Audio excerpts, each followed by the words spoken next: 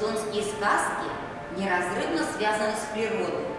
Так, в сказке Фридриха Крейцера «Златопряхи» волшебный клубок злой колдуньи толкает младшую Златопряху в реку. Девушка не утонула, а превратилась в водное растение.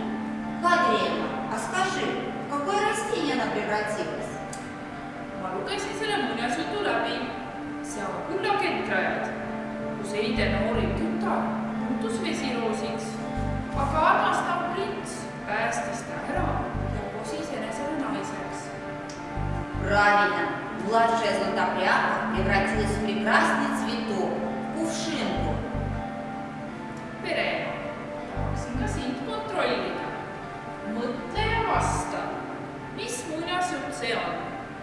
Elanud kord kole elukas, kes kõik elava maa pealt tahtis ära hävitada. Ainult Saalomoni sõrmusega olevat võimalik olendist hävitada, teadsid targad. Üks julge noormees olevat läinud sõrmust otsima ja sattunud uskumatutesse seiklustesse. Это сказка «Чудище с севера».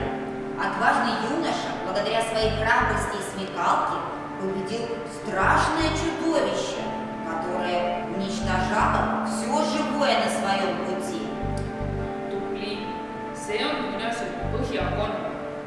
Praegu me näeme Friedrich Reinhold Kreutzwaldi kogumikku Eesti rahvaennemusse jutud koos Günter Reindorfi imetabaste illustratsioonidega ja vaatame Tallinna Nurmeluku lasteaia esinemist. Meie väikesed lauljad esitavad Eesti rahvamängu Lõbus Mölder, juhendaja, muusikaõpetaja Külli Mura.